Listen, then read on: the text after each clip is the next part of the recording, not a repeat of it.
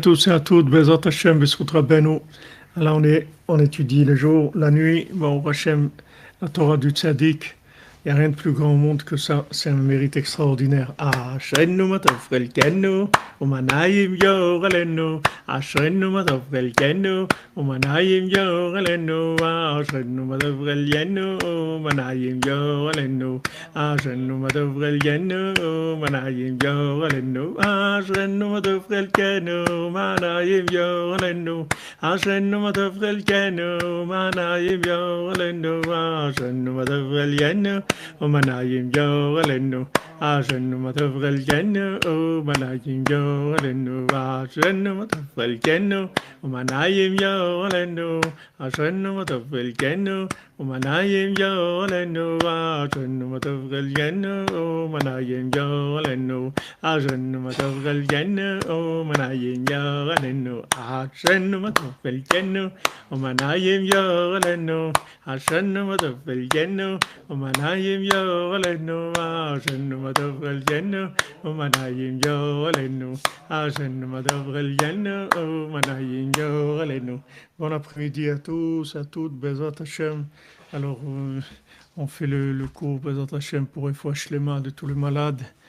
Le Refoua Shlema du Rav Besançon, Israël Yitzhak ben Fortuné, Mordechai ben Fortuné, Dvorah Miriam bat Korina Yala, Eliyahu Natan ben Yocheved HaKohen, Shlomo Dov Merzala HaKohen, David Raphaël ben Mesoda HaKohen, Moshe ben Nema, Sonja Muriel bat Gabriel, Léa bat Esther, Agbeyom Messan Gabriel Kodjo ben Dosek et Flora, Christian Ulrich ben Marie-Louise, Maxence ben Brigitte René, Léon Yehuda ben Sonia Sarah, Esther bat Chassiba, Chana bat Donna, Lydia Mesoda bat Hanina, Moshe ben Rivka, Chaya Esther Ruth bat Aisha, Yaakov Yoshua ben Rachel, Yehuda ben Simi, Avram ben Reuven, Joël Rachel Miriam bat Mesoda Atal, Yaakov ben Penina, Moshe Yosef ben Malka, Dvorah Simcha Gila bat Chava Mesoda, Michael ben Miriam, Elina bat Lyudmilia, David Moshe ben Fredi Frecha, Valérie Rachel bat Sarah, Elisheva bat Dvorah Rachel, Philippe ben Nicole, Machlouf ben Sultana, Léa Loli bat Rena, Naomi bat Sarah Ita, Yochanan Nachman Yitzhak ben Rachel, Léa bat Esther. Pour les Ivougim, Bezat Hashem, pour tous les célibataires et pour Cathy Sylvia bat Irène, Sylvie bat Esther, Didier Dov ben Michel Chaya, Shoshana bat Masaouda, Dvorah bat Pilar, pour l'Atzlacha de la vie Avraham, Eliv Valérie Emouna, pour l'élévation de l'âme de Simcha Emma bat Binyamin, Youssef ben Shalom, Moshe Maurice ben Yitzhak Sylvain, Machlouf ben Rose, Momi Shlomo Nissim ben Sarah, Peretz Meslati ben Eliyahu, Simcha bat Frecha, Robert Issachar ben Chmaïssa, Gisèle bat Malka, Yosef ben Aviva, Maurice Moshe ben Achma Suzanne, Myriam bat Louise Aziza. Pour l'élévation de l'âme de Daniel, Shushan ben Meir, Meir ben Rachel, Eric Maimon ben Léa.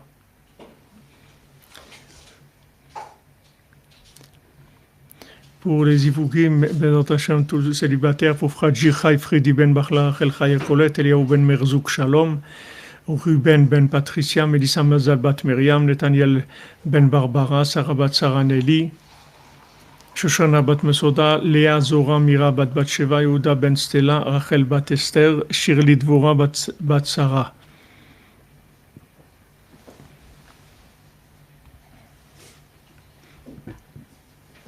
Shalom, shalom. Alors, Bezat Hashem, on continue dans notre étude sur la Torah 60 dans l'écouté à la Chot.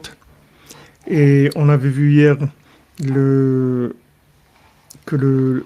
le Kohen qui s'occupait de faire les sacrifices au temple, c'est le principe de la crainte. Parce que parce que tous les korbanot, tous les sacrifices, c'est un principe de zrikat damim, c'est-à-dire d'aspersion de sang, qui est de la crainte. Alken ketiv ba Kohen vatnam lo mora. C'est écrit qu'on donne au Kohen mora, la crainte. Upnei shemi nachat hu, upnei shmi nachat hu. Et Hachem dit, c'est pour mon nom, c'est quelque chose qui me donne de la satisfaction, Keikar avodat hakohen lehamshir yirah l'Israël aidé zrikat damim, parce que le principal du travail du Kohen, c'est d'attirer de la crainte dans le Ham Israël par le fait qu'il fait de l'aspersion du sang des sacrifices au temple. Chez Gozé ou Prinat Yirah Kanal, que tout ça c'est le principe de la crainte. Et ça amène de la vie et de la longévité. Parce que la vie, la vraie vie et la longévité, elle vient du temple. Kihu Betrayenu, parce que c'est écrit, c'est la maison de notre vie, c'est la maison de notre vitalité. Pourquoi? Parce que c'est la maison de la conscience, c'est là où on a de la conscience, on voit que l'existence d'Hachem, on voit la présence d'Hachem. C'est ça le principal de la vie. Elu Nishmad Rachel Bat Kuika.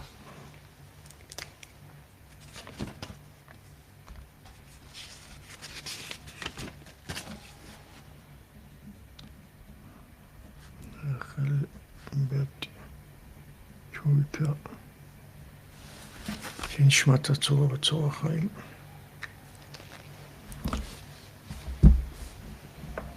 כמו שאמרו אותנו ז"ל, המזבח נברא להאריך ימים של אדם.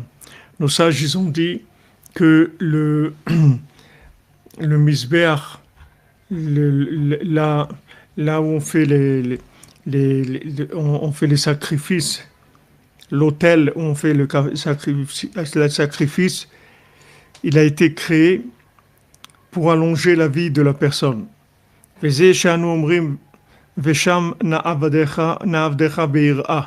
Comme on dit quand on fait le moussaf, on dit là-bas au temple, on va te servir dans la crainte. Be'ir'a daika.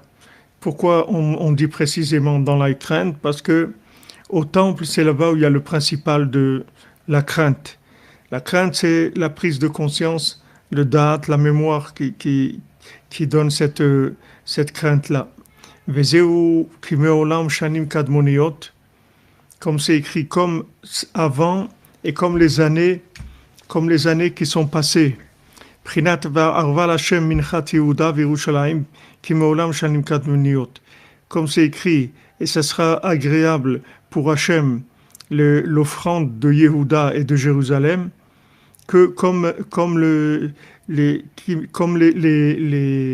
jours du monde et comme les années anciennes. Keshanim kadmoniot daika. Pourquoi on dit comme les années d'avant précisément? Prinat adarat painim prinat sipurim asiot sheshanim kadmoniot. Parce que quand on parle des années d'avant, on parle de la splendeur du visage, c'est-à-dire de l'évidence d'Hachem qui vient des sipurim asiot, des années antérieures au monde, c'est-à-dire là où la vérité se trouve à l'état pur, où elle n'a pas été déformée par l'interprétation de ce monde. Elle se trouve dans la mémoire, c'est-à-dire dans l'endroit où elle est le plus entière. Comme Rabbeinu dit que tout se trouve au commencement. Quand on commence quelque chose, le commencement, c'est ce qu'il y a de plus beau, c'est ce qu'il y a de plus extraordinaire, parce que c'est là où la chose, elle a le plus d'intensité.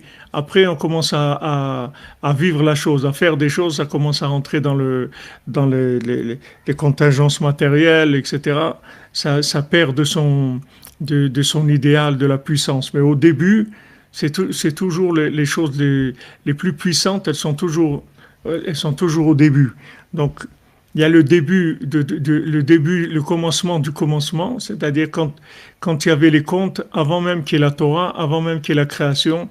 Donc la base, tout se trouve dans un état le plus idéal, le plus pur, de façon la plus absolue possible. Il y a des émoririm me'ashena. C'est avec ça qu'on peut se réveiller du sommeil. Pour se réveiller du sommeil, il faut une vérité qui soit pas mélangée avec des choses de ce monde. Sinon, ça ne va pas réveiller du sommeil. La prise de conscience, ça ne peut pas se faire avec des vérités qui sont à moitié ou au tiers ou au quart. Il faut que la vérité, elle soit absolue. Seulement, toute la difficulté, c'est comment amener la vérité absolue dans un monde relatif.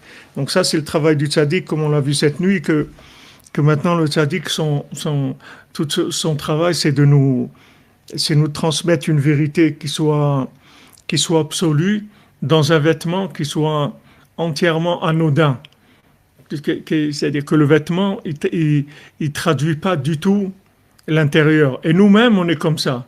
Nous-mêmes, on est comme ça. Nos âmes à nous mêmes, elles sont comme ça. C'est-à-dire, ce sont des âmes qui sont extrêmement élevées, mais qui sont cachées dans un état des lieux qui est lamentable, qui est délabré. C'est un extérieur délabré. Mais l'intérieur, il est très très élevé. C'est pour ça que Rabbeinu, il s'est révélé avec nous plus que ce qu'il s'est révélé avant. Parce que nos âmes, elles sont prêtes à accepter des vérités qui n'étaient pas acceptables il y a 100 ans ou 150 ans. Parce que les gens, ils étaient énormément dans de la manipulation intellectuelle, dans de la compréhension, dans des comparaisons avec des modes de vie, artistiques ou politiques ou tout ce qu'on veut. Mais aujourd'hui, les âmes qui viennent sont des âmes très très élevées et qui sont prêtes à accepter une vérité absolue. Seulement, le côté extérieur, il est pas dans un état qui traduit l'intérieur. De toute façon, ça serait pas viable, ça serait pas possible. Donc, le tzaddik, il peut nous parler de choses extrêmement élevées et nos âmes, elles ont la capacité de supporter ça. C'est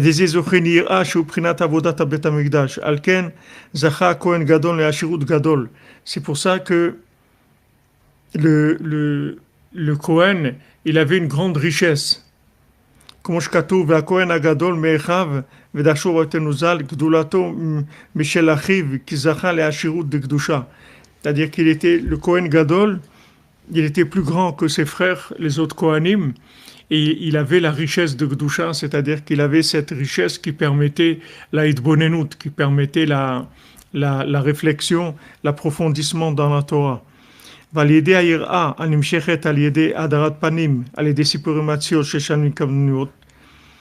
Et maintenant, par la crainte qui vient de la splendeur du visage, c'est-à-dire de la vérité qui est absolue, qui vient par les Sipurim Asiot, qui est habillée dans les contes, Sheu Prinat Verav Chesed, Prinat Kohen Anal, qui est Rav Chesed, le Kohen Anal. La vérité absolue, c'est quoi?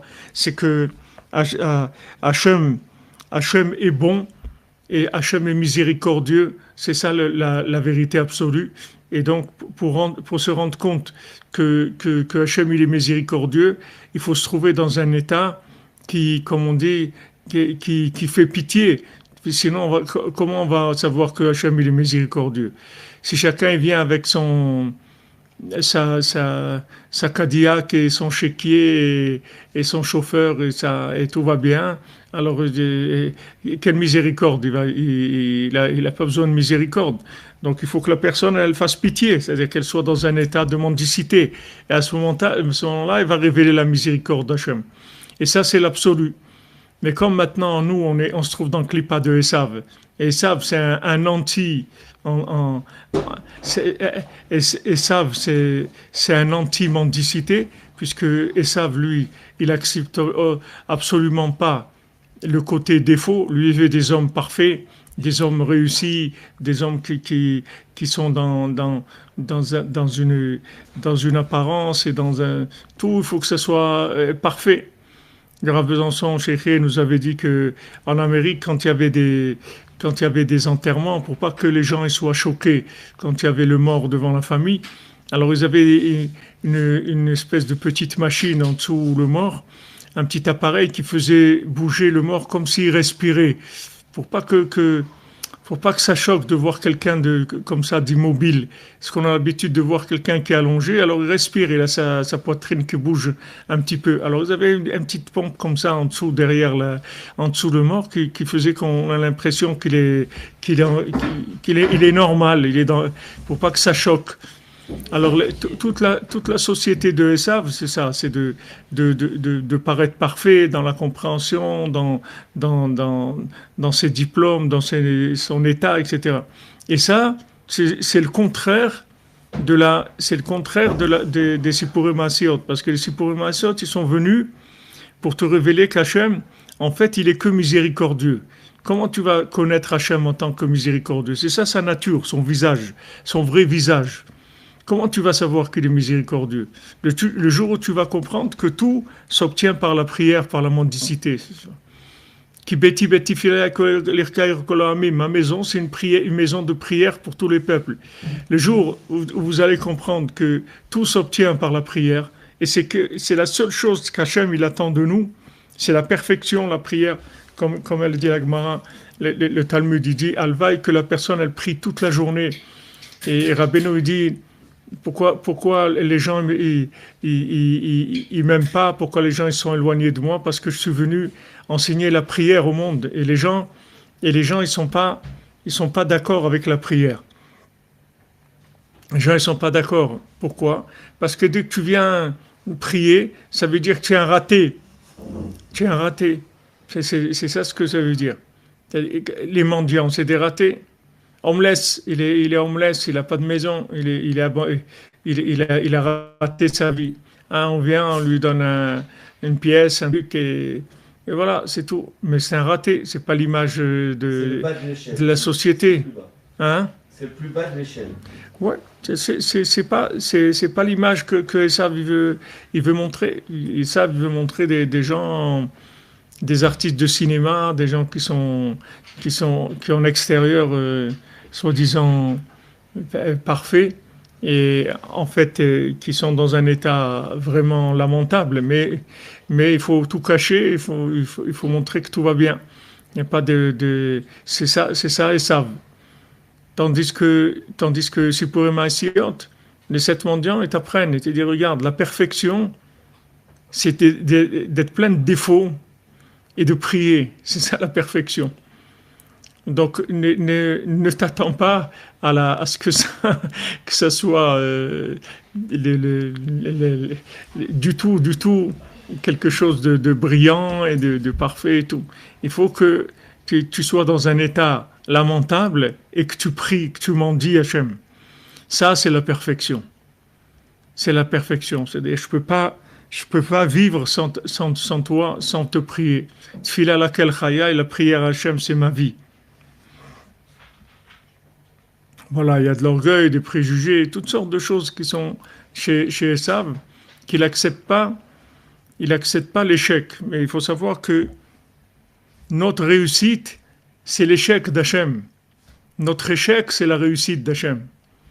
Quand on est en constat d'échec, ça veut dire qu'on se trouve en position de pouvoir révéler la véritable nature d'Hachem, qui est la miséricorde. Donc, quand les anges ils ont accusé l'homme et au moment de sa création et qu'ils lui ont dit mais tu vas créer un homme, c'est bien beau cette histoire, tu vas lui donner la Torah, mais il va fauter. Tu le sais très bien qu'il va fauter. Hachem leur dit alors pourquoi je m'appelle miséricordieux? Si personne ne faute, s'ils sont comme vous, les anges, alors où est ma miséricorde devant des êtres parfaits? Seulement, dans la clipa de Esav, les gens, ils veulent tendre à la perfection, à se parfaire, arriver à Mais la perfection, c'est d'être dans l'état le plus délabré possible et d'être dans le niveau de prière le plus engagé possible. C'est ça la perfection. Parce que là, on crée une dépendance totale avec Hachem et on va révéler sa véritable nature. Et quand les gens ils vont nous demander, mais comment tu as obtenu ça? Comme Rachid dit, quand maintenant les nations, elles vont vous dire, vous avez volé la terre d'Israël. Alors qu'est-ce que vous allez leur répondre? Mais non, nous on est les plus forts du monde. Il n'y a personne qui va nous dire quoi. Non, c'est pas ça que tu vas leur répondre. Il dit Hachem, il nous a donné Eretz Israël. Il nous a fait cadeau d'Eretz Israël. C'est tout. Avant, il a donné à des nations. Il y avait sept peuples sur Eretz Israël. Et comme on le voit dans la paracha de Kedoshim, ces peuples-là, ils sont comportés de façon très mal dans le charnel. Ils ont eu des comportements terribles. Dans la terre, elle les a vomis. Et maintenant, Hachem, il nous a fait venir sur notre terre que par miséricorde, c'est tout. Koach Ma'asav Igid Le'amo, Hachem, il est venu nous faire connaître sa force à lui, pas la nôtre, la sienne. Donc Rabbeinu dit Tfila, Emouna, Eretz Israël, c'est une seule chose. La prière, la Emouna, Eretz Israël. Quelqu'un il vit en Eretz Israël, il doit savoir que le comportement principal, c'est que la prière, c'est tout. Tout ce que tu as besoin, il faut que tu t'habitues à vivre avec la prière. Il n'y a pas d'autre forme de fonctionnement en Eretz Israël que la prière. Donc là, c'est la mendicité qui permet de révéler la miséricorde d'Hachem et qui montre que tout n'est que miracle. Il faut en avoir conscience ou c'est pas important? Quoi? Ça veut dire, est-ce que le fait d'être cet être complètement échoué mais qui est cool aux prières, ou être le même mais qui a conscience que c'est ça la perfection et donc qui est Bessimcha de fait, est-ce que celui-là il est mieux que celui-là? Je n'ai pas compris ce que tu dis. Excuse-moi. Pas de problème. Je n'ai pas compris. Alors, qu'est-ce que c'est le Kohen? Le Kohen, c'est Rav Chesed. Rav Chesed. C'est-à-dire la bonté, mais poussée à l'extrême. Poussée à l'extrême. C'est-à-dire que le maximum, l'absolu.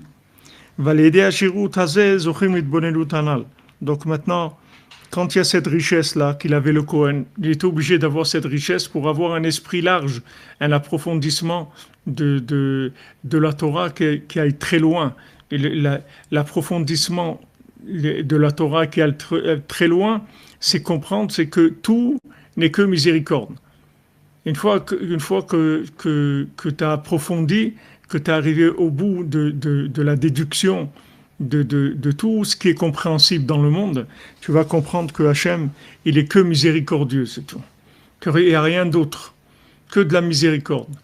Donc c'est pour ça que Rabbeinu, il dit de regarder le bien, de regarder les points positifs. Et si tu ne le vois pas, tu dois chercher. Et si tu as cherché, tu n'as pas trouvé, tu dois avoir confiance que ça existe. Et si maintenant tu fais ça, c'est comme ça que tu vas amener la Géoula. La Géoula, elle ne va pas venir par... La délivrance, elle ne va pas venir par des gens parfaits du tout.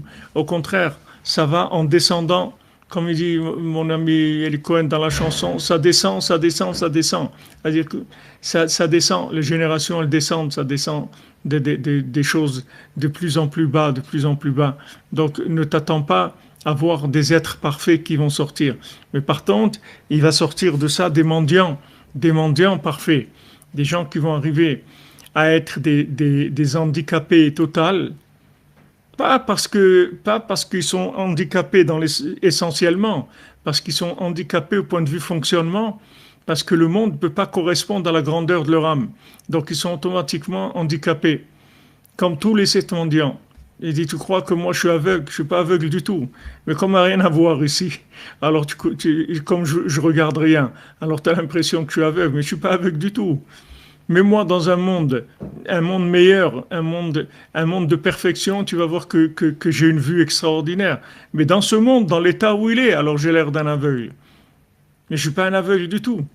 Tous les handicapés, tous les gens qu'on voit qui sont là et perdus, ce pas des gens perdus, c'est des gens que le système il n'arrive pas à satisfaire dans ce qu'ils sont en train de chercher. C'est des âmes qui sont venues beaucoup de fois. Dans le monde, elles n'ont pas trouvé leur place parce qu'elles n'arrivaient pas à s'adapter à la mesquinerie et la médiocrité de ce monde. Donc elles sont pas arrivées à avoir leur réparation. Et maintenant, elles ont leur réparation avec Rabbeinu, parce que Rabbeinu, il révèle l'absolu sous forme de Sipurim Asiyot, c'est-à-dire sous la forme la plus discrète et la plus cachée possible. Et dedans, il y a une vérité absolue qui va donner à ces gens-là la conscience de l'existence d'Hachem, malgré que c'est un monde d'obscurité, un monde de défaillance, un monde de trahison, un monde de vol, de crime, de tout ce qu'on veut. À travers tout ça, les gens ils vont arriver quand même à voir le positif. Et ça, c'est ça la Géoula. La Géoula, c'est de trouver un point positif dans quelque chose qui est à grande majorité complètement détruit. C'est ça la Géoula. La Géoula, c'est pas la perfection. La Géoula, elle viendra pas par des êtres parfaits. Des êtres parfaits, ils peuvent pas amener la Géoula. Parce que du moment où ils sont parfaits, ils ont une existence par eux-mêmes. Et Hachem, il veut pas, il veut une dépendance totale. Parce que la vérité, c'est qu'on on est entièrement dépendant. Comme le Talmud dit, que Kol neshama te alelka. Toute mon âme, elle va te louer. Al kol neshima ou neshima. Sur chaque respiration, je dois te louer. Parce que qui est-ce qui te donne la possibilité de respirer? C'est un cadeau d'Hachem. Hachem, il te dit, ne crois pas que tu fais quelque chose. Tout ce que tu fais, c'est moi qui te le donne. Maintenant, tu as mis une mezouza, voilà, maintenant les prix des mezuzot, ils ont augmenté beaucoup, ça coûtait beaucoup plus cher, presque le double de ce que ça coûtait il y a 5 ou 6 ans. Hachem, il t'a dit, qu'est-ce que tu crois que tu m'as fait, tu as fait quelque chose quand tu as mis la mezouza? C'est moi qui t'ai donné la maison. Qu'est-ce que alors tu es venu, tu as mis les mezuzas. Qu'est-ce qui t'a donné la maison? C'est moi. Et la mezouza aussi, c'est moi qui te l'ai donné. Tout, c'est moi qui te le donne. Seulement, il y a un jeu comme ça, que tu as l'impression que tu fais quelque chose. Mais tu fais rien du tout, c'est moi qui te donne tout. Alors, quand tu vas comprendre ça, tu rentres, au lieu de rentrer dans force ouvrière, tu vas rentrer dans force de prière, c'est tout. Tu changes, ça y est. Tu quittes force ouvrière, tu vas dans la force de la prière, c'est tout. Ça y est, tu as compris. Tu as compris que tout ça, c'est un jeu. Que derrière tout ça, c'est que de la miséricorde. Donc change de façon de vivre, change de façon la méthode, elle n'est pas bonne. La méthode, elle n'est pas bonne. La méthode, c'est la prière. Hachem, il veut que tu lui demandes tout. Et si tu lui demandes, il te donne. Parce que, et s'il ne te donne pas, ça veut dire que ce n'est pas bien pour toi, pas maintenant, c'est tout. Continue à prier, c'est tout. Il n'y a aucune prière qui ne fonctionne pas. Toutes les prières, elles marchent. Seulement, les résultats, ça aussi, c'est pas notre. Il n'y a pas de logique là-dedans. Et c'est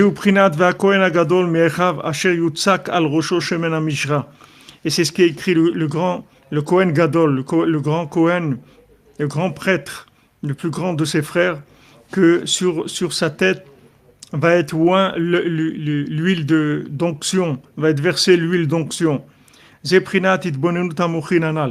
c'est l'itbonenut amochin. C'est-à-dire, qu'est-ce que ça veut dire sur la tête du Kohen?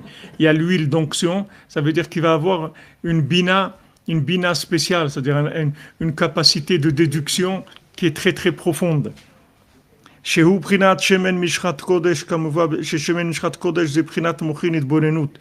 va avoir l'huile sainte, l'huile d'onction sainte, comme c'est écrit que l'huile d'onction sainte, c'est Mochin Idbonenut, c'est la petite fiole de Hanouka, Shemen Mishrat Kodesh, cette huile-là qui a jamais été touchée par ce monde. Elle n'a jamais été touchée. C'est-à-dire qu'il y a des degrés d'approfondissement, comme on a vu des degrés d'approfondissement qu'ils avaient on a vu la tribu de Issachar, la tribu de Issachar, comme ils avaient une richesse très grande, une richesse de Gdusha très grande, ils avaient une possibilité de Bina très élevée. Ils avaient Bina Laïtim, c'est-à-dire ils savaient gérer le temps dans la Bina, c'est-à-dire ils savaient trouver l'absolu dans le relatif. C'était ça la grandeur du Shevet Issachar, de la tribu de Issachar. Et ça vient du fait qu'ils avaient cette richesse qui leur donnait une largesse d'esprit, c'est-à-dire un esprit de génie dans la recherche divine, qui leur permettait de palper l'infini dans ce monde. Et avec ça, ils ont créé le calendrier qui permet de réajuster la lune par rapport au soleil. Sinon, il n'y a personne au monde qui peut réajuster la lune et le soleil. Les grégoriens, ils sont partis dans le soleil, les musulmans, c'est la lune. Mais il n'y a personne qui peut tenir les deux ensemble. Parce que les deux ensemble, ils vont à un niveau de bina, de déduction, qui est proche de capter l'infini. Sinon, c'est impossible. Tu peux pas gérer la lune. Et la lune, elle est, comme on dit, elle est lunatique. Elle bouge tout le temps. Elle bouge et elle se décale tout le temps. Il faut tout le temps de renouvellement, tout le temps. La lune, elle est jamais dans le même état une seconde. La lune, depuis le début du mois, où elle commence à zéro, pratiquement extinction totale à la fin du mois, que tu vois plus rien, elle est plus là. Et de ce rien-là, elle commence à renaître. Et elle fait que grandir, grandir jusqu'au 15, après, mais elle ne s'arrête pas une seconde. Et le soleil, il doit suivre ça tout le temps, en trouvant tout le temps des notions adaptées, des statuts adaptés. Parce que chaque mois, c'est pas le même. Et chaque année, c'est pas le même. Il y a des cycles annuels et des cycles mensuels et des cycles journaliers. Et ça bouge tout le temps, tout le temps, tout le temps, tout le temps. Il n'y a jamais un moment qui est comme un autre. Maintenant, qu'est-ce qui peut suivre ça? Les gens, ils ont un cerveau limité. Alors, ils lâchent, c'est tout. Il y a ceux qui rentrent dans la théorie et il y a ceux qui rentrent dans la émouna totale. Mais les gens qui tiennent les deux ensemble, en même temps l'esprit et en même temps la foi, les deux en même temps, qui sont connectés, ça, il y a que ceux qui ont le secret de la Bina. C'est un secret. Hachem, il dit, c'est le secret aux yeux des nations. Les nations, quand elles vont voir ça, elles vont voir que le peuple d'Israël est quelque chose de spécial. Parce qu'il n'y a personne qui peut faire ça. Ça n'existe pas un peuple qui a cette notion-là, qui gère les deux en même temps. Et gérer les deux en même temps, c'est ça, ce monde. Parce que si ce monde, c'est un monde qui est dans l'état où il est, et il n'y a rien à faire et tout, c'est faux. Et si tu dis qu'il y a tout à faire, c'est faux. Il y a à faire. Tu vas prier et tu vas faire ce que tu peux. Il y a à faire. Il faut que tu pries et que tu fasses ce que tu peux faire. Et si tu fais uniquement, tu fais comme elles savent, tu vas pas réussir. Et si tu réussis, c'est le plus grand échec qui est. Si tu réussis tout seul, sans révéler Dieu, t'as rien réussi du tout. Alors ça, c'est cette huile-là, cette huile d'onction, cette huile qui est la fiole de Hanouka, c'est un esprit qui n'a jamais été atteint par la consommation, qui n'a jamais été atteint par le lunaire isolé. Il a toujours été connecté tout le temps de façon parfaite. Donc c'est avec ça qu'on fait l'onction de la tête du Kohen. On met sur la tête du Kohen pour dire voilà, Saïd Bonenou, de sa capacité d'approfondissement, elle vient de cette huile-là, que cette huile-là, elle n'a jamais été touchée par l'impureté de ce monde. L'impureté de ce monde, c'est la déviation du côté gauche ou du côté droit. La déviation soit du côté de la maîtrise totale des choses, soit du côté de lâcher tout. C'est-à-dire que les deux ça amène l'impureté. La pureté, c'est il faut tenir les deux. Bereshit, il faut tenir les deux Réchit, les deux origines, les deux. Le soleil et la lune ensemble tout le temps.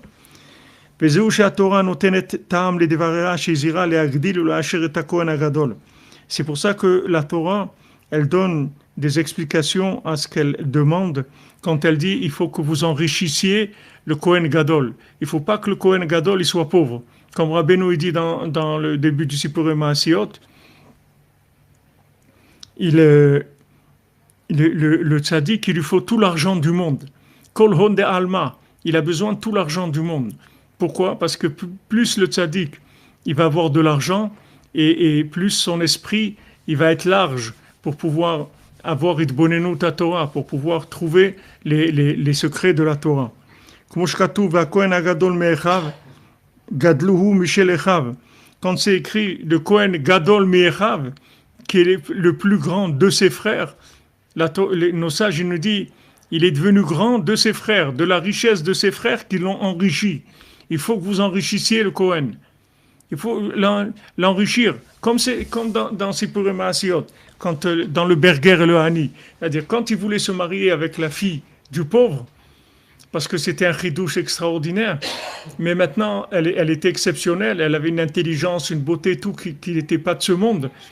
Alors, tout le monde voulait se marier, mais les gens les plus grands, ils voulaient se marier avec elle, mais ils ne pouvaient pas parce qu'il était pauvre.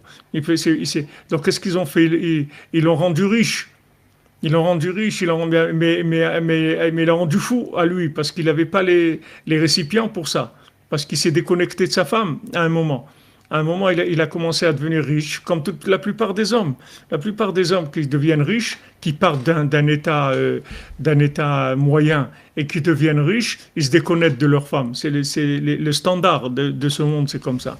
Il n'y a plus le côté lunaire. Il se prend pour le roi soleil, ça y est, c'est terminé. Après, c'est lui, il s'est retourné, lui-même il voulait tuer le khatan de sa propre fille. C'est-à-dire tellement il est devenu fou. Tellement il a perdu la tête par la richesse qu'il a déviée. Mais le Kohen Gadol, on te dit enrichis-le parce que lui, chaque chose qu'il va avoir, il va te produire une possibilité de concevoir l'infini dans le fini de façon plus adaptée, avec des méthodes de plus en plus adaptées. Donc il dit, mais Echav, ses frères, ils ont l'obligation de l'enrichir, le Kohen Gadol. S'il n'est pas riche, il faut l'enrichir. Les sages ils disent, vous avez l'obligation de l'enrichir. Ve'atam asher yutzak al rosho shemen mishcha, ki hu nimshach al rosho beshemen mishchat kodesh, shubchinat itbenun tanal. Pourquoi? Parce que lui, il a sa tête qui va être loin avec cette huile-là, cette huile qui est parfaite, qui est sainte, qui n'a pas été touchée du tout par ce monde, et qui va l'amener à des concepts qui vont sauver le monde. Et lui, tout le temps, il doit amener sur sa tête cette huile-là, c'est-à-dire il doit renouveler tout le temps. Le Kohen, il est tout le temps à jour. Le Kohen, il résout le problème de n'importe qui. N'importe qui vient avec un problème, le Kohen, il lui donne la solution. Parce qu'il est toujours branché dans l'actualité la plus grande, la plus profonde qui existe. Dans le temps le plus palpable, le plus réel, et dans l'infini le plus grand. En même temps, il est tout le temps dans les deux. Et toujours mis à jour, chaque seconde. Donc n'importe qui venait voir le Kohen avec un problème, il sortait avec un conseil, une solution, on lui disait exactement ce qu'il fallait faire.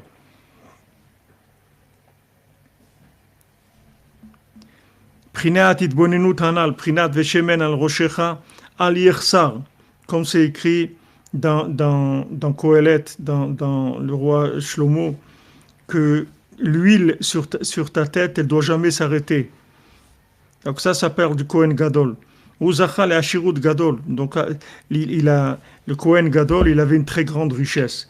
Qui allait des Ezochenu Bodenut Anal. Parce que grâce à ça, il arrivait à cet approfondissement. Veze Prinat Kashemenatov al la roche, Yorez al Zakan Aaron. Comme c'est écrit dans les psaumes, dans le psaume 120, on dit comme la bonne huile al rocho, la bonne huile, c'est-à-dire cette huile sainte-là, sur la tête, Yored al-Zakan Aaron, descend dans la barbe d'Aaron. Hainu, Prinat Shemen Mishrat Kodesh, c'est-à-dire cette huile d'onction sainte, la Hitbonut, l'approfondissement en question, chez Zochim al-Yedé Tikkuné Atik, qu'on arrive grâce à Tikkuné Atik, c'est-à-dire à Sipurim Asiot, des Shanim Kadmoniot, Al-Yedé Prinat Zaken, chez Prinat Ayored al-Zakan Aaron. Qu'est-ce qu'on Zaken, c'est-à-dire le mendiant aveugle, le mendiant qui est tellement ancien qu'en fait c'est un bébé qui vient de naître, il renaît chaque seconde, tellement il est ancien. Donc ça c'est Zaken, c'est le principe de la barbe, le principe de l'ancienneté. L'ancienneté, c'est pas d'être vieux. Les vieux, c'est pas des gens anciens. Les vieux, c'est des gens qui sont emportés par le temps. C'est ça, les vieux. Et les jeunes, c'est des gens qui sont dans le temps et qui sont jamais rentrés, qui ont élevé le temps, qui sont jamais fait attraper par le temps. Ils ont élevé le temps. C'est pour ça que Rabbeinu a dit c'est interdit d'être vieux. Rabbeinu voulait tout le temps du renouvellement, de la souplesse, tout le temps se renouveler. Il n'y a pas c'est comme ça, je suis comme ça. Il n'y a rien qui est comme ça. Quand tu dis c'est comme ça, c'est passé déjà. Ce que tu dis c'est passé, on est passé à autre chose déjà. Il y a autre chose. Rabbeinu, il était pour le renouvellement pour chaque seconde. Il ne faut pas s'arrêter. C'est ça la barbe d'Aaron. C'est ça qui s'appelle la véritable ancienneté, ancien. Un vrai ancien, un vrai vieux, c'est quelqu'un qui a un bébé chaque seconde. C'est ça un vrai vieux. Parce qu'il n'a jamais commencé à vivre, et en même temps il connaît tout. Et en même temps il n'a jamais commencé à vivre. Parce qu'il est en avance par rapport à tout ce qui est mode de fonctionnement temporel. Il est toujours en avance. Donc il est très ancien parce qu'il a une connaissance qui est au-dessus du temps et en même temps il n'est jamais rentré dans le temps, il n'a jamais commencé à vivre du tout. Pour ça que l'aigle lui dit viens avec moi parce que toi tu es comme moi. En même temps, tu es très ancien, en même temps, tu n'as pas commencé à vivre du tout. Chadesh kenasher neuraichi. Renouvelle comme l'aigle ta jeunesse. Reste un bébé, reste toujours un bébé. Ne vieillis jamais. N'enregistre jamais des choses. N'enregistre rien. Vis sans enregistrement. Vis en live. Pas d'enregistrement de rien. Vis à la découverte de la vie chaque seconde, c'est tout. Pas d'enregistrement, ni sur toi, ni sur les autres, ni sur le monde, ni sur Poutine, ni sur les personnes. N'enregistre rien. Avance, c'est tout. N'enregistre rien du tout. Ça, c'est la mémoire du bébé.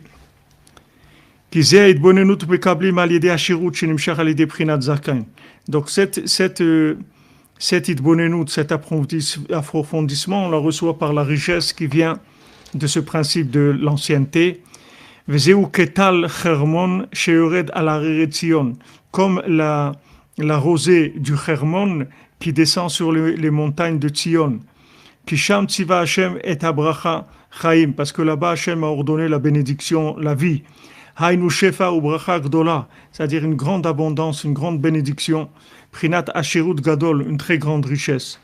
Chez Zeu abracha ve shefa shel ashirut, mekalbim al yede prinat chaim varichut yamim. Que cette bénédiction-là et ce flux d'abondance, cette richesse-là, on la reçoit par la vie qui est la longévité. La longévité, c'est de ne pas rentrer dans le temps, parce que le temps, il fait vieillir. Le temps lui-même, il se termine tout le temps. Le temps, il meurt tout le temps. Pourquoi les gens ils meurent? Parce qu'ils sont dans le temps. Mais quelqu'un qui n'est pas dans le temps, il ne meurt pas. Il ne peut pas mourir, parce que qu'est-ce qui tue les gens? C'est le temps. C'est ça qui tue les gens. Parce que le temps lui-même, il meurt. C'est quelque chose qui disparaît tout le temps. Vous voyez, il y a des temps, vous pouvez pas ramener des temps. Il y a pas du temps que vous pouvez ramener. Que les gens disent la belle époque. Le passé. Le passé. Le passé, oui. C'est-à-dire, non, mais la notion de passé, c'est déjà passé. Mais il y a des choses qui ont eu lieu dans ce monde qui étaient des moments très forts. Des moments très forts de révélation, de conscience, ou de la renaissance, ou ce que tu veux, des moments qui étaient dans le monde, des moments... Mais ces moments-là, tu pourras jamais les ramener, parce qu'ils sont morts, tout simplement.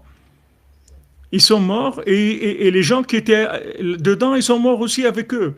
Il n'y a pas de possibilité d'amener la seule chose que tu peux amener, c'est des choses qui ne sont pas dans le temps. Ça, tu vas les garder avec toi tout le temps. C'est éternel. C'est éternel. Ça va jamais... Il faut être un ancien dans le présent et pas dans le passé. Quoi. Il faut être un ancien dans le présent, tout à fait, mais pas dans le... Il ne faut pas être un vieux. Tout ce qui est passé... Il y a des gens, ils sont dans l'antiquaire, les antiquités, les choses anciennes. Ils ont de la nostalgie, c'est vrai. Tu vois un objet qui appartient à Antoinette ou à l'autre, ou un truc, une petite commode. Qu'est-ce que tu veux que je fasse? Parce que les gens, ils ont été éblouis par ces périodes-là où il y a eu des choses, des trucs qui se sont passés, mais c'est mort tout ça. C'est fini. Le temps, il les a emportés. Le temps, il emporte tout ce qui est dans le temps. Alors maintenant, il faut savoir surfer. Il faut surfer au-dessus du temps. Il faut être attaché à des valeurs qui vont jamais s'arrêter. Comme Rabbeinu, quand il a parlé de sa mort, etc., il leur disait, vous pouvez parler de ma mort ouvertement, je n'ai pas peur du tout. Parce que moi, il n'y a pas de mort. Je continue, c'est tout. Je continue. Ça change rien du tout. Maintenant, je suis là avec vous. Après, je vais aller dans un autre endroit. Mais c'est une continuité. Il n'y a pas de changement, de bouleversement. Qu'est-ce qui est dans le bouleversement? Les gens qui étaient attachés au temps. Maintenant, le temps, il est mort. La personne, elle est morte dans le temps. Donc, elle va vers quelque chose de complètement différent. Mais celui qui est attaché à des valeurs au-dessus du temps, il fait que continuer, c'est tout. Il n'y a pas d'arrêt. Ça s'arrête jamais. Il n'y a pas quelque chose qui va s'arrêter, qui dit, bon, maintenant, allez, ça c'est terminé, et la nostalgie, avant il y avait ça, avant il y avait... C'est fini. Le temps, il a emporté. C'est impossible de ramener le monde vers n'importe quelle notion, n'importe quelle, même politique. Vous prenez le communisme, vous pouvez, ils peuvent faire de la simulation tant qu'ils veulent. Le communisme, c'est venu à un moment. Terminé, c'est fini. Maintenant, les gens ils peuvent essayer de ressusciter des morts, mais ça, ils réussiront jamais. Ça n'a rien à voir avec ce qu'il y avait à l'époque. C'est des copies qui sont complètement déviées, déformées et exploitées, parce que c'est plus du temps. Ça va intéresser personne. C'est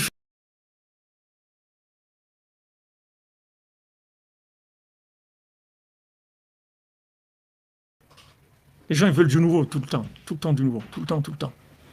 Il faut que ça soit tout le temps nouveau.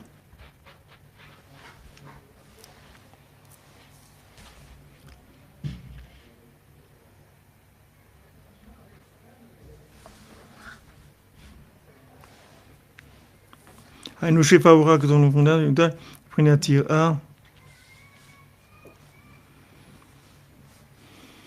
Alors on voit que cette richesse-là, elle descend sur les montagnes de Tzion, c'est-à-dire sur le temple, qui est l'endroit de la crainte. Comme Shkatouv, Manora Makomazé, comme il a dit Yaakov quand il est arrivé à l'endroit du temple, il a dit, comme il est redoutable cet endroit-là.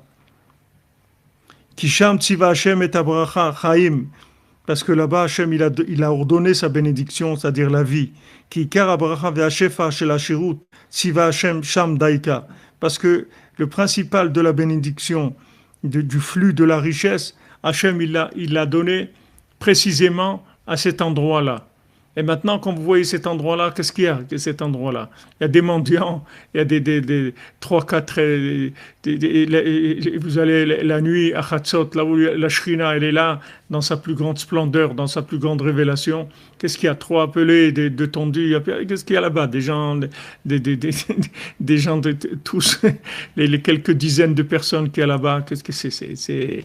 Voilà l'endroit de la plus grande richesse du monde, l'endroit de la plus grande bénédiction du monde. À quoi ça ressemble dans le côté extérieur? Qui est Charles le Kabel Shefa Hashirut de Gdusha Azot qui m'a aidé Prinat Yirat Hashem Tosif Yamim? Parce que cette richesse-là, on ne peut la recevoir que par la crainte d'Hachem qui rajoute de la vie, c'est-à-dire qui rajoute du temps, c'est-à-dire rajoute des jours, c'est-à-dire qui fait rentrer la longévité, qui agrandit le temps, qui fait rentrer l'infini dans le relatif, dans le temps. Chez Prinat Chaim Varichut Yamim, qui est la vie et la longévité. Prinat Kisham Tziva Hashem et Abracha Chaim, que là-bas Hashem il a ordonné sa bénédiction, qui est la vie. Valken, Al Kohanim Nichlalim Be'akohen Gadol Sheu Kalul Mehem.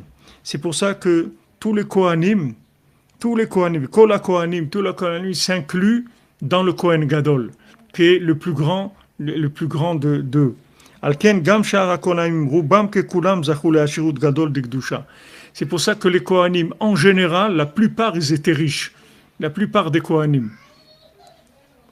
Kiktoret Ma'asheret, parce que déjà, l'encens qu'ils faisaient, ça a amené la richesse. Le Ketoret, ça a amené la richesse. Ou Meolam Loshana Ba Adam Kedeshita Ashru Kola Kohanim. Kikulam Zachou Le'ashirut Anal. Et jamais quelqu'un, il a refait la même chose dans le Ketoret. C'était tout le temps renouvelé. Parce que de là-bas, ils se sont enrichis tous les Kohanim. Parce que tous les Kohanim, ils ont eu le mérite d'avoir la richesse qui vient de la crainte. Qui est le service des Kohanim dans le temple. Il y a des Ezochim Lidbonenut Anal que grâce à ça, on arrive à l'approfondissement de la Bina, Prinat, Shemen Mishrat Kodesh, cette huile-là, d'onction sainte. Alken HaKohanim, Nitkatshu, Bigdushat Abrit, Yoter Mikol Israël. C'est pour ça que dans l'Alliance, les Kohanim, on est plus exigeant avec eux, plus que tous les Bnei Israël. Kinistavu mitzvot yeterot, Bigdushat Abrit, Yoter Mishat Israël. Parce qu'ils ont des mitzvot à eux que dans le mariage, que ça n'a rien à voir avec les autres Bnei Israël. Kdoshim tiyu, comme c'est écrit, Kdoshim tiyu, vous serez saints pour moi. Isha grusha zona vechalala lukachu. Ils ne doivent pas prendre une femme qui est divorcée, une femme qui est de mauvais mœurs, une femme qui est halala, qui a été profanée. Lo yikachu, kumushkatuv, kishamru imrantecha ou betrayin tsoru, parce qu'ils ont gardé tes paroles et ton alliance. Qui aiment zochim leira anal, parce qu'ils ont le mérite d'avoir la crainte, que cette crainte, elle amène de garder l'alliance, comme Rabbeinu dit dans la Torah 60 qu'on a vu. Que grâce à ça, on mérite la richesse, comme c'est écrit dans la Torah 60. Donc ça, c'est les Kohanim, ils avaient cette idbonenout là, qui leur amenait une crainte qui amenait qui amenait automatiquement garder l'alliance, d'avoir un niveau d'alliance très élevé. Alors comme Rabbeinu il y a deux livres que Rabbeinu il a cachés. Il y a un que Rabbeinu il a brûlé et un que Rabbeinu il a caché. Maintenant, ces deux livres-là, ils se révéleront, il viendra un moment où ils se révéleront. Mais ces livres-là, Rabbeinu les a cachés, parce que si Rabbeinu il avait révélé ces livres-là, ça aurait amené une crainte dans le monde qui aurait créé des problèmes de fonctionnement. C'est-à-dire que les gens, ils auraient une crainte qui dépasserait leur récipient, leur capacité d'assimiler, et il ne fonctionnerait plus. Comme un élève de Rabbeinu, une fois, il a demandé à Rabbeinu, donnez-moi de la crainte, je veux de la crainte. Rabbeinu il a dit, moi je suis un Otsar de Hirat Shamayim, moi je suis un trésor de crainte. Alors une fois, un élève, il a insisté, il a dit, donnez-moi de la crainte. Et Rabbeinu lui a dit, tu sais, ça va te faire, ça va être choquant, ça va être très... Il dit, non, il n'y a pas de problème, donnez-moi de la crainte. Alors Rabbeinu lui a donné de la crainte. Il ne pouvait plus rien faire. Il ne pouvait plus manger, il ne pouvait plus dormir, il ne pouvait plus rien faire. Il était allumé complètement comme ça, il ne pouvait rien faire. Alors il est venu chez Rabbeinu, il a dit enlevez-moi. Alors Rabbeinu lui a dit, je t'ai dit que tu ne pourrais pas. Alors ça c'est pareil, Rabbeinu il a révélé des choses. Mais quand il a vu que maintenant le monde n'était pas prêt à recevoir le livre brûlé et le livre caché, donc ça il les a mis de côté et ils seront révélés quand après que Mashiach vienne. Mais pour l'instant, ce sont des livres qui auraient amené trop de crainte dans le monde. C'est-à-dire cette crainte, elle aurait paralysé les gens dans le fonctionnement. Et parce que plus il y a une révélation des profondeurs de la Torah, et plus ça amène de la crainte, puisque ça amène de la conscience. La conscience, ça donne tout de suite la crainte. Quand on est conscient, on rentre quelque part et on sait que dans cet endroit-là, il y a le roi et tout, ça donne de la crainte, même si on ne le voit pas. Mais on sait qu'il est là, dans cet endroit-là. Par exemple, nous, à la Yeshiva Aix-les-Bains, Rav Gershon Alav Shalom, Rav Gershon Cohen, quand il venait à la Yeshiva, il venait une fois toutes les 2 semaines. Il restait quelques jours à la Yeshiva et il repartait. C'est pour collecter de l'argent pour la yeshiva tout le temps. Et une fois toutes les semaines, c'était tout organisé, tout le temps pareil, venu. Mais quand vous étiez dans la yeshiva, vous n'avez pas besoin de savoir s'il était là physiquement ou pas. Vous sentiez tout de suite dans la yeshiva s'il était là, s'il était arrivé ou il n'était pas arrivé. Parce qu'il y avait tout de suite une crainte dans la yeshiva. Il y avait une élévation de conscience. Il y avait un souffle comme ça d'une présence, quelque chose de très fort, tout le temps. Tout le temps que c'était comme ça. Ça se sentait, ça se palpait dans l'air, qu'il était là ou pas. Donc cette crainte-là que Rabbeinu il aurait amené dans le monde, elle aurait été invivable pour les gens. Donc il l'a mis de côté et Bezat Hashem, ça sera révélé quand le Mashiach il va venir. Ve'alken abet hamikdash hu makom hayirah. C'est pour ça que le temple, qui est l'endroit de la crainte, il y avait là-bas une très très grande richesse dans le temple. Kol hon de alma, il y avait toute la richesse du monde. Voilà, ça c'est l'expression que Rabbeinu il emploie pour dire que le tzaddik il a besoin kol hon de alma. Le tzaddik il a besoin de toute la richesse du monde. Pourquoi? Parce que il est dans la idbonenout. Il est dans la idbonenout. Shayu betzorot bet Hashem. Shekibetz David Amelech alav shalom, qui était dans les trésors là-bas, dans les trésors du temple, dans les coffres-forts du temple. Il y avait une richesse incroyable que David Amelech il a réuni. Usher Amlachim, les autres rois. On attaque Mikol Amlachim. Une richesse énorme de tous les rois. Elle est toujours là. C'est toujours là. C'est pas quelque chose qui a disparu. Viendra le moment où il y aura besoin et que ça soit que va y avoir un besoin et qu'il y aura des personnes qui seront capables de gérer ça par de l'aïdbonenout, par de l'approfondissement, et à ce moment-là, ça sera révélé. Venatnu akol beotzrot bet Hashem. Ils ont tout donné, ces rois-là, dans les trésors de la maison d'Hachem. Qui a bet Hamikdash ou prinat idbonenut anal. Parce que comme le temple, c'est un endroit d'idbonenut, c'est-à-dire c'est un endroit où on va approfondir, c'est-à-dire on va trouver l'infini dans le temps.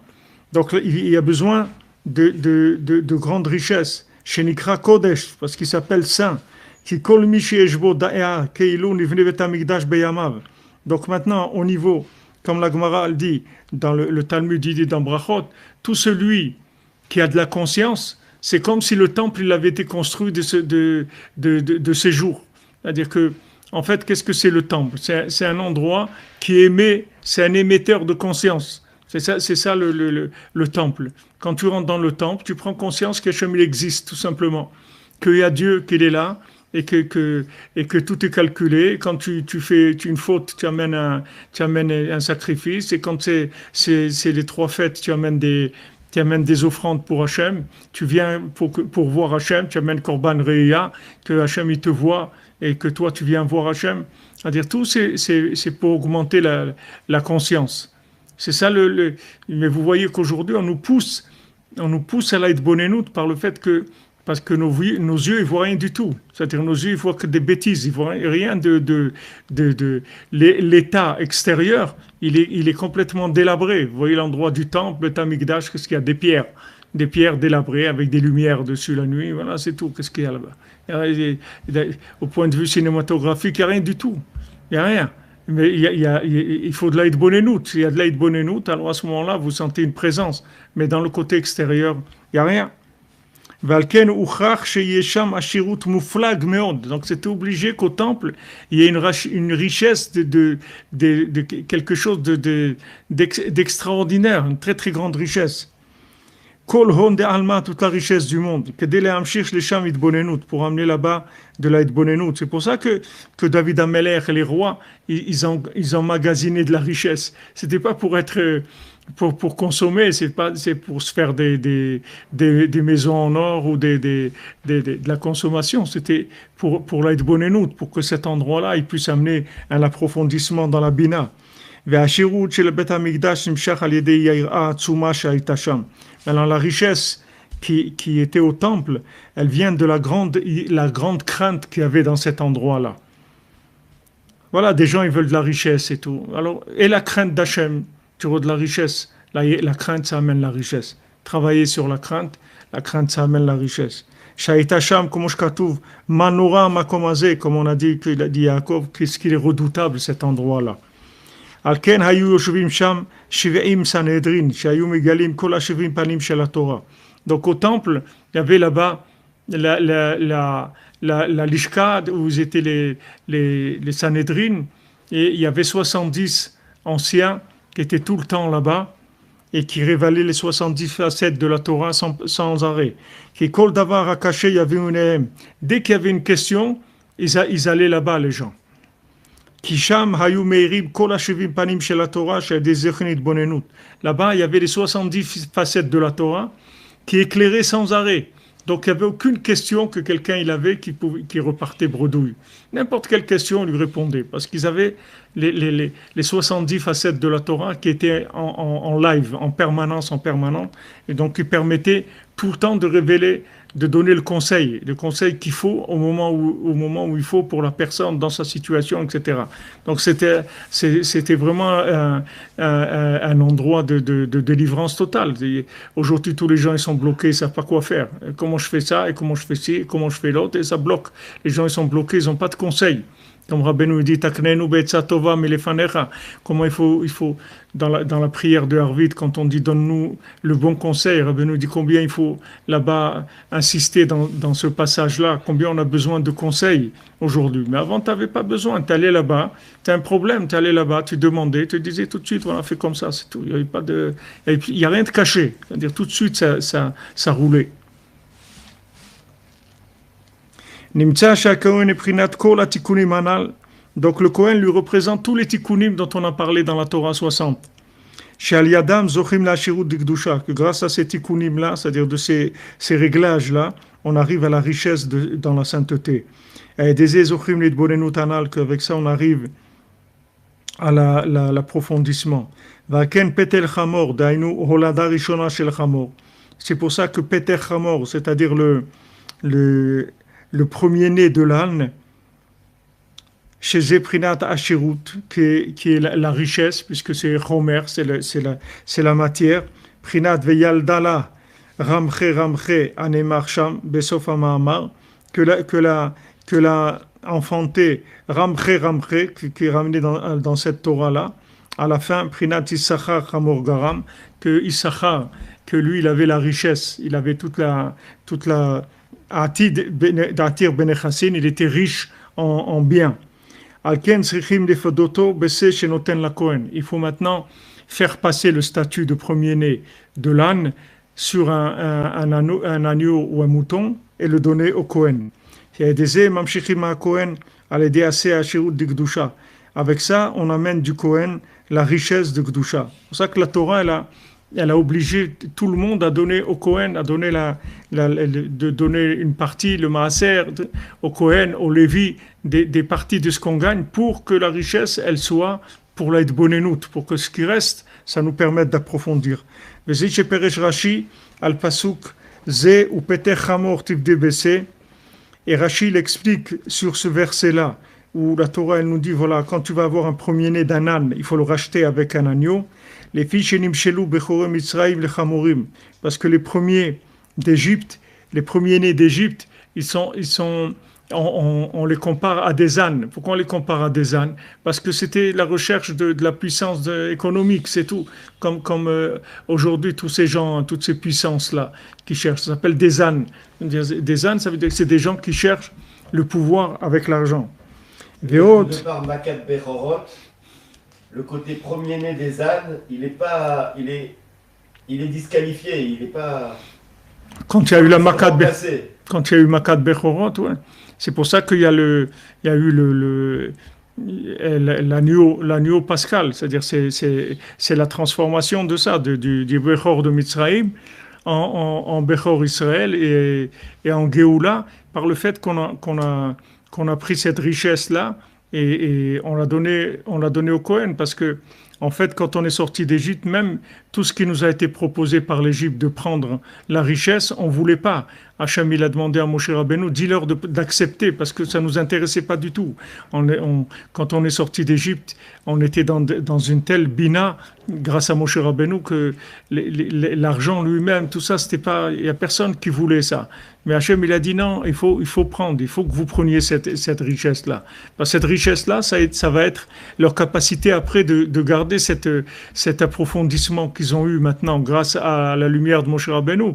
Maintenant, ils allaient le garder avec toute cette richesse qui vous ont fait sortir d'Égypte.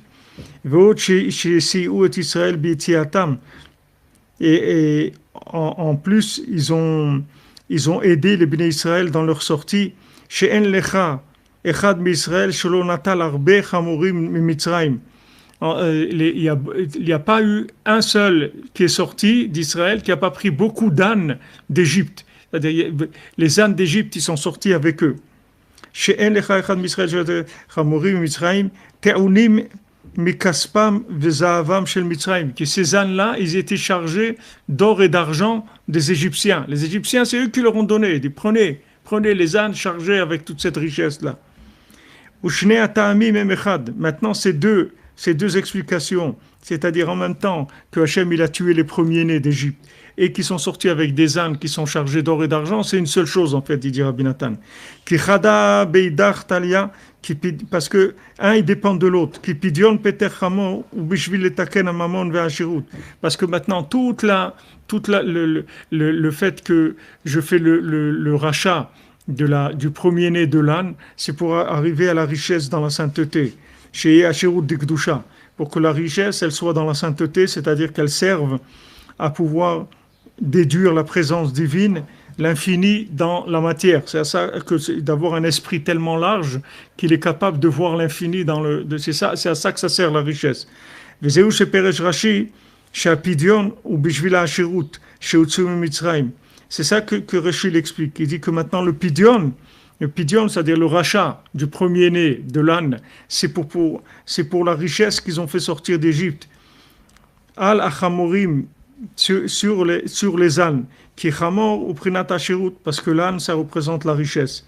Avalikar tikuna ashirut, sheyi ashirut dikdusha, zetalu rak beshmirat abrit. Mais maintenant, la richesse, pour qu'elle soit dans la sainteté, ça dépend que de l'alliance. Que de garder l'alliance, comme on l'a dit, comme Rabbeinu le rapporte là-bas dans la Torah 60, comme on l'a vu, les problèmes d'alliance amènent de la pauvreté. Et si maintenant quelqu'un, tu vois des gens qui sont riches et qui ont des problèmes d'alliance, c'est pas de la richesse du tout qu'ils ont. C'est pas de la richesse. C'est de la richesse que de consommation. C'est de la richesse animale. Mais c'est pas de la richesse qui augmente la capacité d'esprit. Donc la richesse, elle est entièrement liée avec l'alliance. Hein? Hier, enfin, on m'a dit comme ça, il y a des gens, moi, c'est des catastrophes, c'est-à-dire des trucs lourds, quoi. Et ça vient souvent d'un choix. C'est-à-dire, ils ont fait le choix d'aller dans un autre endroit. Ils ont dit, cette école, elle n'est pas bien, ils prennent leurs enfants, ils mettent ailleurs. Ils vont habiter. Il m'a dit, moi, il y a des gens qui font toujours le mauvais choix. Oui, parce que... C'est pas des gens, c'est-à-dire, ils sont pas... L'interface, c'est le même que... C'est bien du même problème. Les mauvais choix, ça vient du manque de bina. C'est-à-dire qu'il ne sait pas déduire. Il ne sait pas déduire quelle est l'attitude. On parle des gens qui ont une tête, on ne parle pas des gens qui sont dehors. On parle des gens qui sont dans Shomar Torah Mitzvot.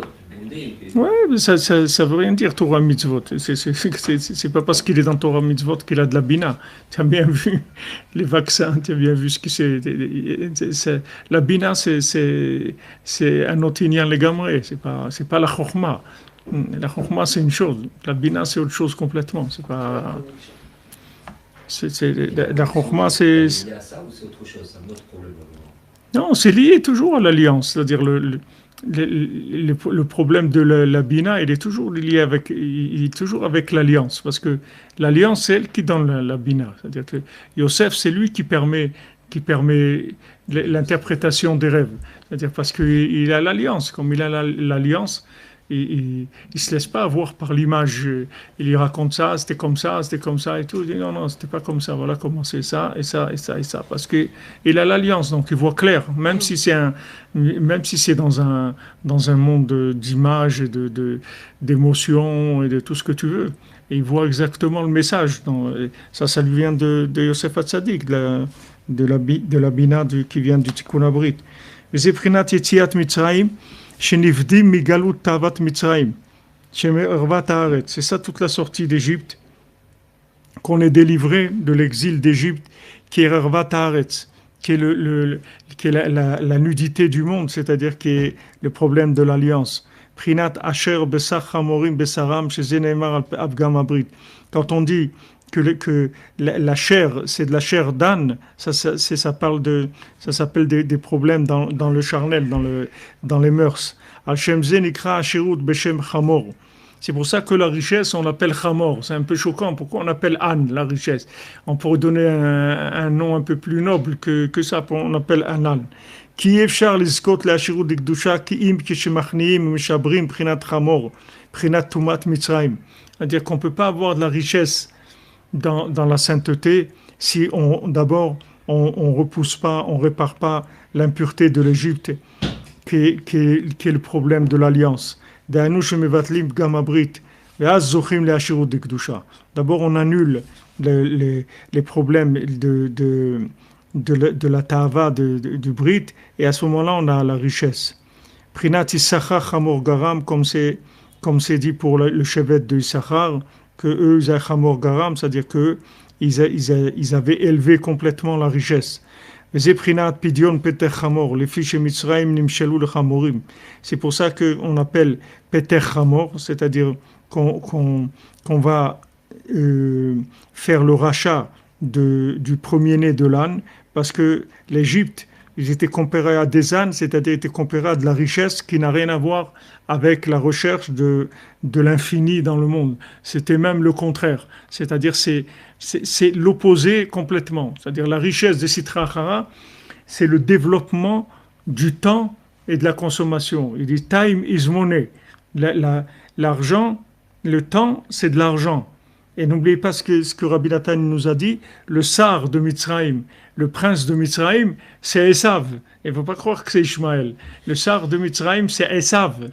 C'est-à-dire que maintenant, les Égyptiens, c'est le Chametz, c'est-à-dire c'est comment arriver à raffiner, à développer le plaisir et la matière le plus possible. C'est ça la richesse de Mitzrayim. C'est le contraire, ou l'opposé de la richesse de Issachar, de la richesse de la Bina.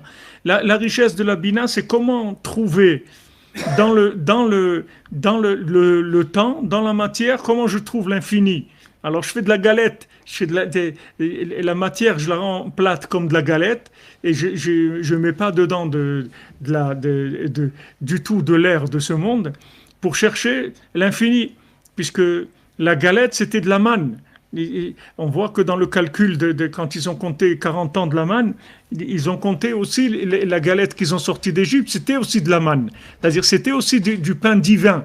Comment il est devenu divin? Parce qu'ils l'ont dégonflé, c'est tout. C'est-à-dire ils l'ont pas laissé gonfler. Alors que toute l'Égypte, c'est de gonfler tout le maximum. Le Pessar, c'est ça le tikkun du Pessar, de l'argent, ouais. C'est le Pessar de l'argent, c'est le tikkun de l'argent. Tout à fait.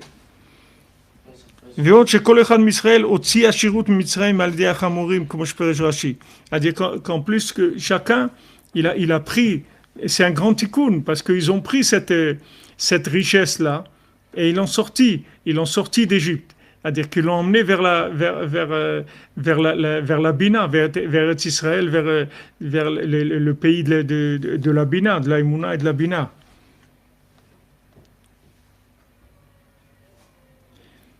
Non, quand on parle de premier-né, je crois que Madame Dolmap, quelqu'un vous a répondu hier. Les premiers-nés, on parle de Bechor, c'est les garçons. Oui, exactement. Et ça, c'est les USA, c'est les Égyptiens, c'est les Américains. C'est ça, les vrais Égyptiens. C'est les matérialistes. Oui, exactement. América, nation européenne. Américaine. Anna. שישראל זכו לעשירות גדול, להוציא מצרים על החמורים די כמה, מחמד שהיו גדודים מן האריות, וזכו לשמירת הברית.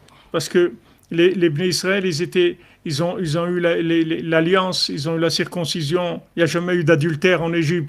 C'était des gens qui faisaient attention à l'alliance, donc ils sont sortis avec une grande richesse. Les batel tumat Mitzrayim, asher vasach hamorim. C'est pour ça que nous, on doit racheter le premier-né de l'âne par le fait qu'on donne un agneau au Kohen.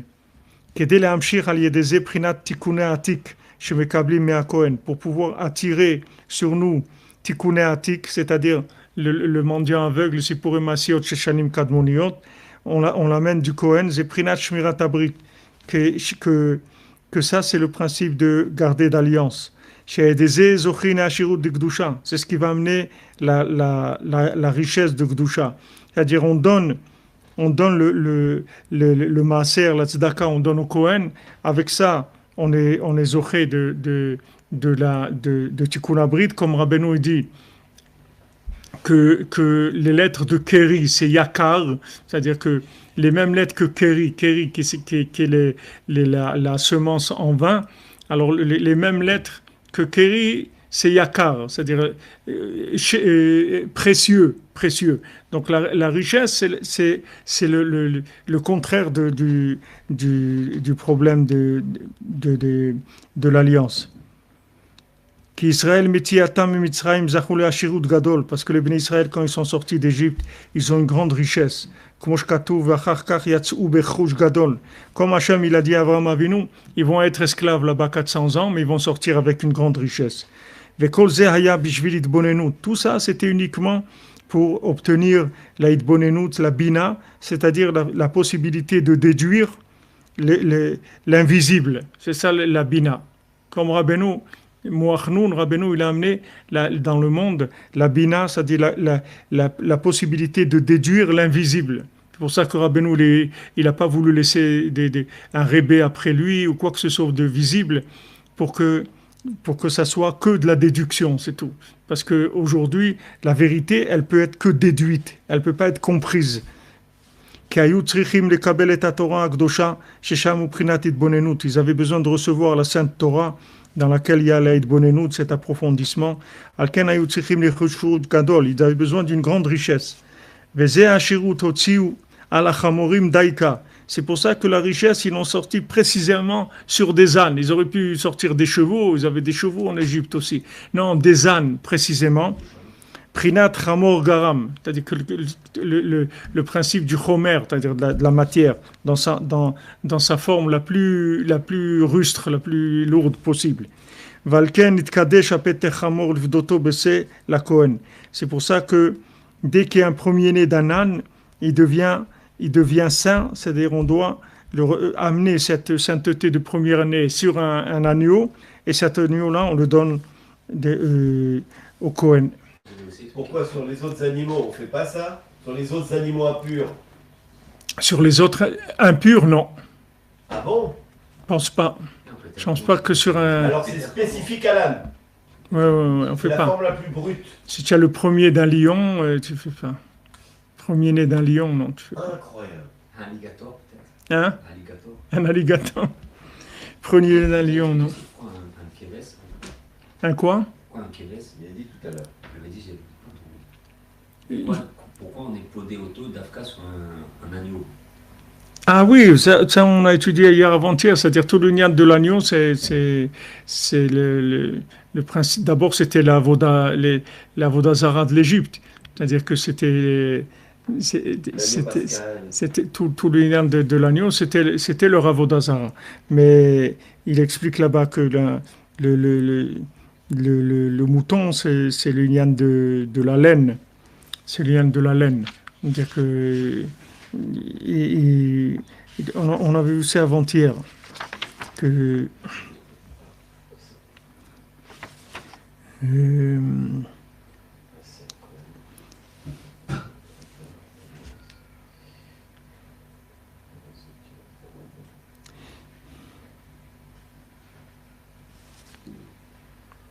on avait dit que Tsemer c'est le contraire de Metzar, que la laine, c'est le contraire du Metzar, c'est-à-dire avec la laine, on sort de l'étroitesse, c'est-à-dire qu'on sort de la compréhension logique, et que tous ces tikkunim du mendiant aveugle, on les attire par ça, par le fait qu'on donne l'agneau ou le mouton, et d'ici les deux, on donne au Kohen. Mais ce qui est le plus fort, c'est de voir que en fait, on fait passer le statut de premier-né de l'âne, c'est-à-dire ça vient d'Afka dans un animal qu'on ne peut pas amener au temple, et de ça, on fait passer sur l'agneau ou le mouton et qu'on donne au Kohen. C'est-à-dire, c'est pas, on aurait pu penser, bon, puisque maintenant on va donner au Kohen, alors que ce soit que le premier-né du mouton, c'est tout. Pourquoi le premier? Parce qu'on a besoin on a besoin en même temps de la richesse, et en même temps, la richesse, c'est la chose la plus dangereuse qui existe. Donc on a besoin de faire ce tikkun-là. C'est-à-dire qu'il soit en même temps le premier-né, et qu'en même temps, on lui enlève son statut de premier-né, on le fait passer sur un âne, sur un agneau, et on donne au Cohen. On doit passer par cette étape-là. Sinon, on ne peut pas réparer l'argent. C'est-à-dire qu'on est obligé de passer par l'argent, on est obligé de le... Si Hachem, il te dit de donner le maaser, pourquoi tu te donnes le maaser? Qu'il te donne 10% en moins, qu'il les garde, c'est tout. Comme on dit, le prélèvement à la base, c'est tout. Comme ils font les impôts, ils prélèvent à la base. Il ne te les donne pas, c'est tout. Pourquoi il va te les donner? Après, tu les redonnes. Non, il faut qu'il te les donne et il faut que tu les ressortes. Parce que c'est comme ça que tu vas réparer les 90%. Sinon, tu ne peux pas réparer les 90%. Il faut qu'il y ait cette remise en place parce que c'est l'endroit d'inversion le plus grand qui existe. L'argent, c'est l'inversion la plus grande qui existe. Il n'y a pas plus d'inversion que l'argent. Pour ça, le premier chag, la première sortie d'Égypte, tout d'abord on répare l'argent. Après, maintenant, à Shavuot, on va réparer l'alliance. Et après, Sukkot, on répare la nourriture. Les très grandes ta'avot, c'est-à-dire l'argent, le charnel et la nourriture. Mais le premier, c'est l'argent, il faut réparer. Parce que tant que c'est pas réparé, tout est à l'envers. Toute la vision de la vie, elle est à l'envers. Tout le but de la vie, tout est à l'envers. C'est pour ça que Rabbeinu dit que quand tu vas travailler, il faut que tu penses que tu vas travailler pour donner la tzedaka, c'est tout. Tu ne peux pas penser, je vais aller travailler pour gagner de l'argent, pour pouvoir faire des choses, aider mes enfants ou n'importe quoi. Non, il faut que tu penses que tu vas travailler pour donner de la tzedaka, c'est tout. Parce que tu es obligé d'aller complètement de ce côté-là. Sinon, l'argent, c'est quelque chose de... Il y a pas quelque chose qui pourrit les gens comme l'argent. Mais toutes ces guerres-là, tout ce qu'on voit, c'est que de l'argent, c'est tout. Tous ces gens qui meurent là, c'est que de l'argent, il n'y a rien. Il n'y a aucun problème. Il n'y a pas un problème existentiel. Il n'y a personne qui manque de la place. Les Russes, ils n'ont pas de problème de place. C'est que de l'argent. Et les autres, les Ukrainiens, ils sont en train de les charger avec des armes et des trucs. Ils sont en train de faire les ânes de Esav. C'est tout. Mais il n'y a rien. Il n'y a pas un vrai problème. Il n'y a pas de problème du tout même. Le seul problème qu'il y a, c'est que des intérêts d'argent. Tout le monde, il tourne autour de ça. Donc c'est quelque chose de très très dangereux, mais en même temps, c'est quelque chose d'indispensable, puisque comme Rabbeinu il dit, en kemach en Torah. S'il n'y a pas un minimum, tu n'as même pas de Torah. Tu n'as même pas accès à la Torah s'il n'y a pas un minimum d'argent. Voilà les amis. Portez-vous bien, bon après-midi, des bonnes nouvelles. Pour qu'on fête l'Akba Omer, quand la fête de Shavuot, Simcha B'ezrat Hashem, Soudra Beno, que protège ses enfants. Amen, amen, Madame Bari, amen. Bonne délivrance pour Sarah Bat Elisheva. Sarah Bat Elisheva, une bonne délivrance. B'ezrat Hashem, Soudra Beno. B'ezrat Hashem, qui est des bonnes nouvelles, des miracles. On est prêt, Madame Zohari, Chazak. Chazak. Nexus Miller, merci, qu'Hachem vous bénisse. M'excusez, j'ai pas vu ces... Oui, de donner à ses enfants qui n'ont pas de revenus aussi, c'est considéré de la tzaka, mais on ne peut pas tout donner. Il faut Shlema, Yamna, Delia, Bat Zohara, Zvugagun, Dira, Tova, B'ezrat Hashem.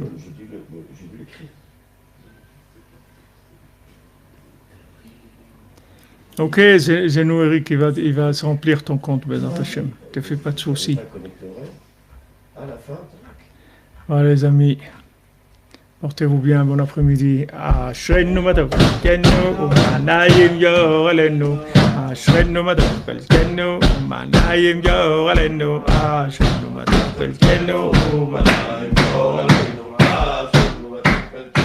Umanayim yoralenu. Ashreinu madavkelkenu, umanayim yoralenu. Ashreinu madavkelkenu,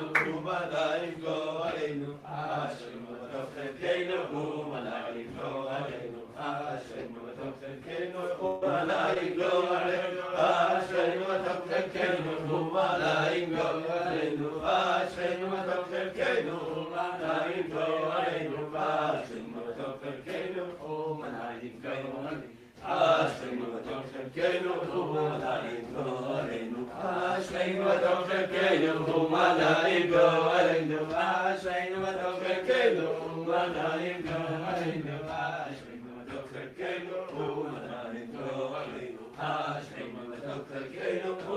Ashreinu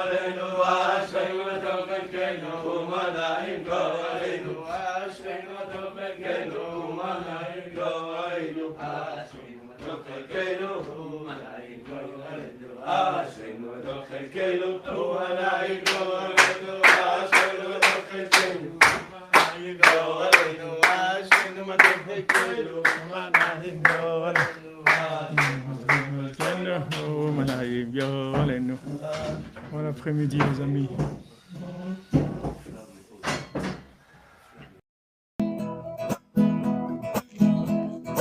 אשרינו מה טוב חלקנו ומה נעים גורלנו, אשרינו מה טוב חלקנו ומה נעים גורלנו, אשרינו מה טוב חלקנו ומה נעים גורלנו, אשרינו מה טוב חלקנו ומה נעים גורלנו. Heureux sommes-nous que notre sort est agréable, heureux sommes-nous que notre sort est agréable, heureux sommes-nous que notre sort est agréable, heureux sommes-nous que notre sort est agréable, heureux sommes-nous que notre sort est agréable, heureux sommes-nous que notre sort est agréable, heureux sommes-nous que notre sort est agréable, heureux sommes-nous que notre sort est agréable, heureux sommes-nous que notre sort est agréable, heureux sommes-nous que notre sort est agréable, heureux sommes-nous que notre sort est agréable, heureux sommes-nous que notre sort est agréable, heureux sommes-nous que notre sort est agréable, que notre sort est agréable, heureux sommes-nous que notre sort est agréable, heureux sommes-nous que notre sort est agréable, heureux sommes-nous que notre sort est agréable, heureux sommes-nous que notre sort est agréable, heureux sommes-nous que notre sort est agréable, heureux sommes-nous que notre sort est agréable. אשרינו מה טוב חלקנו ומה נעים גורלנו, אשרינו מה טוב חלקנו ומה נעים גורלנו, אשרינו מה טוב חלקנו גורלנו, אשרינו מה טוב חלקנו ומה נעים גורלנו, אשרינו מה טוב חלקנו